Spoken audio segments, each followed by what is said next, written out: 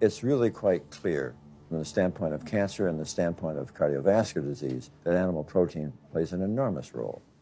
Is chicken better? It's a question of whether you want to be shot or hung.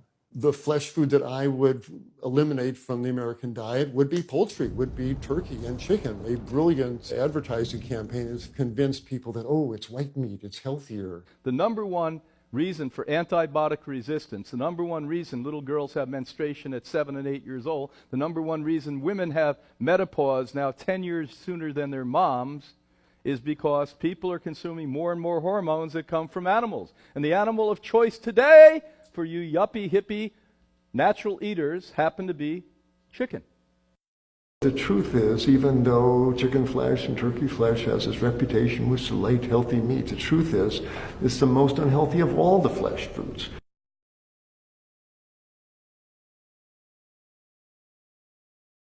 We have about a 21% higher cardiovascular mortality rate in the black community of this country.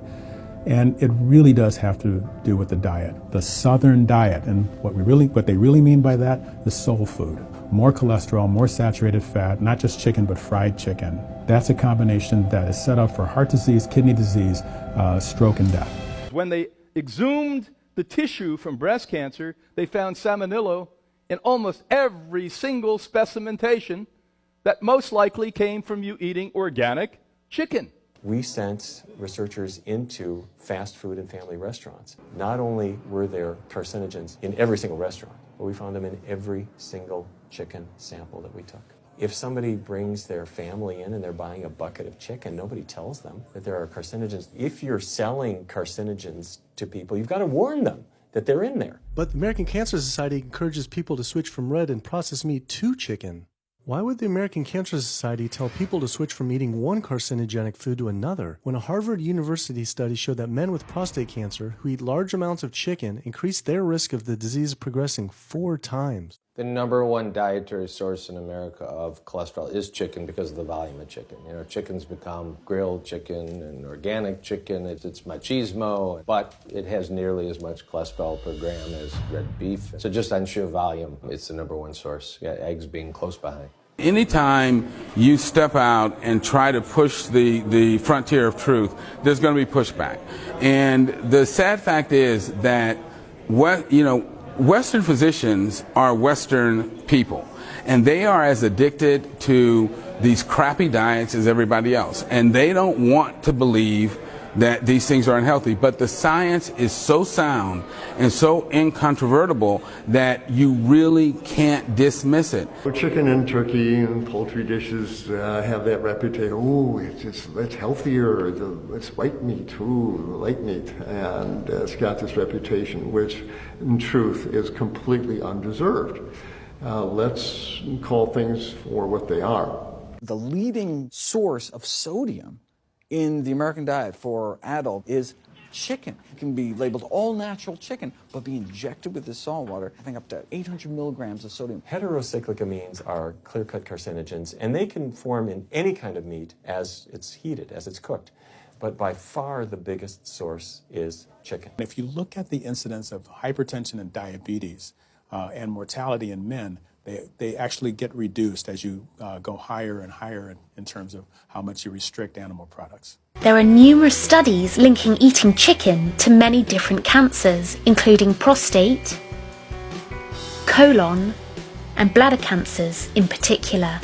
This study, conducted at Harvard School of Public Health, found that people who ate more than 5 servings of chicken without skin each week had a 52% increase in bladder cancer risk compared with those who ate none.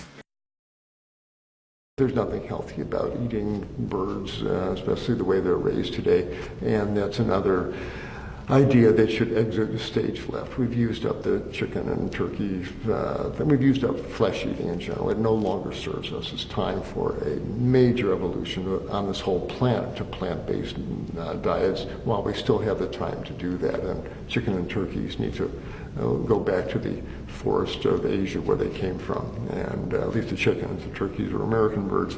Let them go. Let them do what they used to do out in the wild there, but time to stop eating those birds. The problem with animal-based diet, its contribution to heart disease is huge and it is pervasive.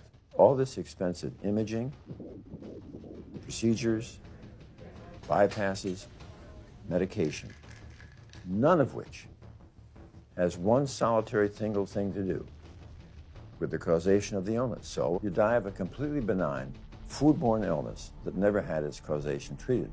When we eat these kind of dead meat bacteria toxins, within minutes, you get this burst of inflammation within your system such that you basically paralyze your arteries. You get this stiffening of the arteries, their inability to relax normally in half. So it's not like decades down the road eating unhealthy, there'll be some damage. No, we're talking damage right then and there within minutes of it going into our mouth. Many people are given the diagnosis of Alzheimer's disease when it's not true Alzheimer's at all. The vast majority of people suffer dementia due to their tiny blood vessels in their brain clogging up and their nerve cells being shortchanged of oxygenated blood. And guess where that blood vessel dementia comes from? Those little tiny arteries are clogging up from that steady stream of fat, cholesterol, etc. We do not have the dental structure, we don't have the jaw mechanics, we don't have the intestinal structure of an omnivore or carnivore. We are classic herbivores by design.